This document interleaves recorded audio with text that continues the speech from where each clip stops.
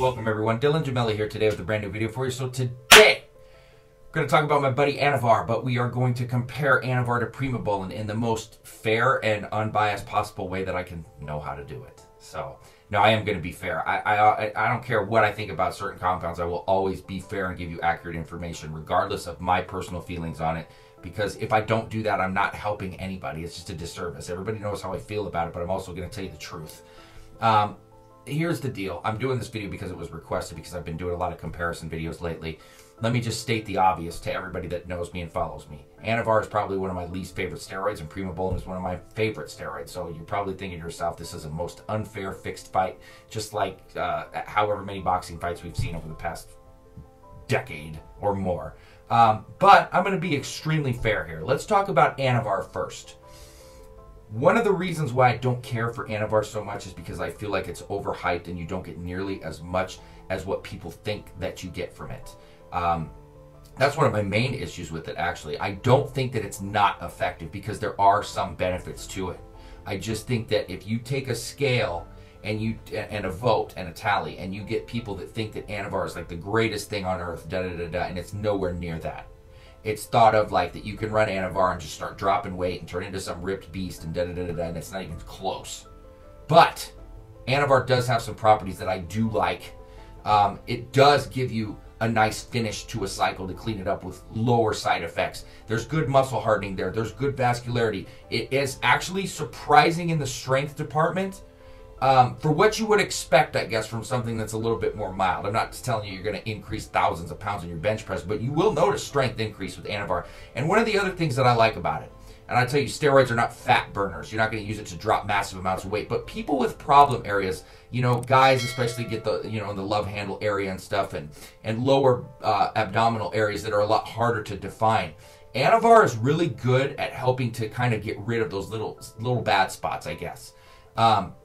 People always ask about spot reduction, fat uses, and but when you have those bad spots, Anavar just seems to help attack those for you, or get you past a point that you're stuck on. So I do really appreciate what it does in that regard. I really do. And in fairness, it works extremely well for that. You need to understand, though, if you're 50, 100 pounds overweight, Anavar is not going to sit there and drop your weight for you, okay? That's not what it's used for. I'm talking about somebody that's in good condition, that's really struggling in just little problematic areas, okay? So don't get that confused.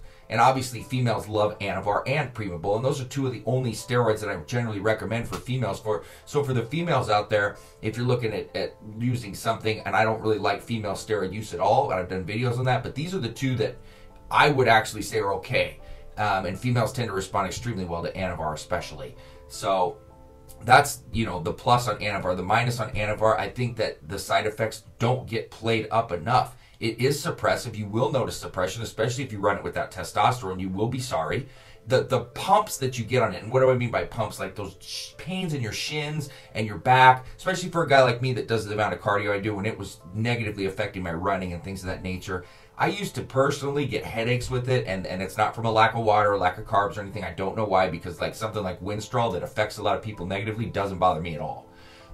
So it's just, you know, one of those things where I don't think that the side effects are worth what you get out of it, even though the side effects are lower. Now, in Primobolan's case, it's my favorite steroid because I feel like the quality that you get over the longer duration with little to no side effects, and the cleanliness of the overall steroid is untouched by any other steroid.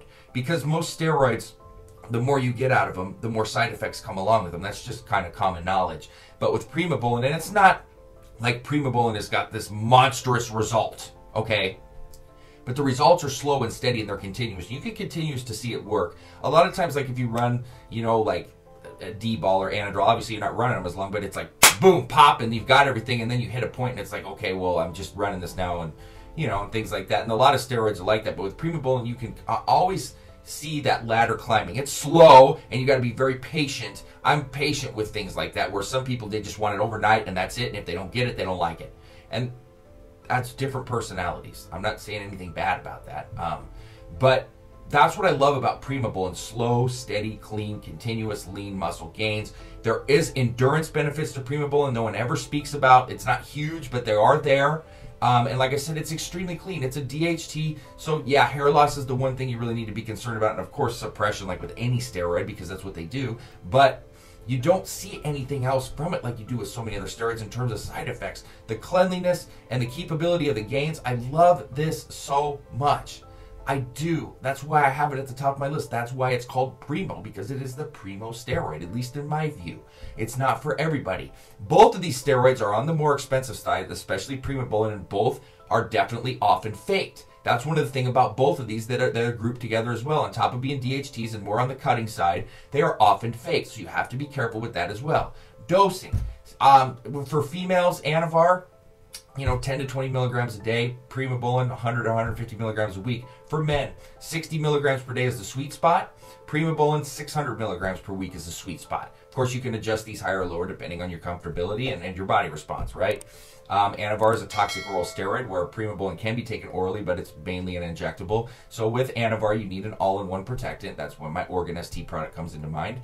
Primobolan is a lot more on the, lighter side with side effects. No estrogen conversion on either one. Both require a post-psychotherapy, and you should run testosterone with both. But that is Primobolan to Anavar. Of course, I'm going to take Primobolan 100 million trillion zillion times over I would over Anavar, but there are arguments for Anavar that I did present to you, and I just want to make sure that you see the benefits and the possible negatives to both. So, that being said, stay tuned for plenty more to come. Dylan Gemelli, signing off.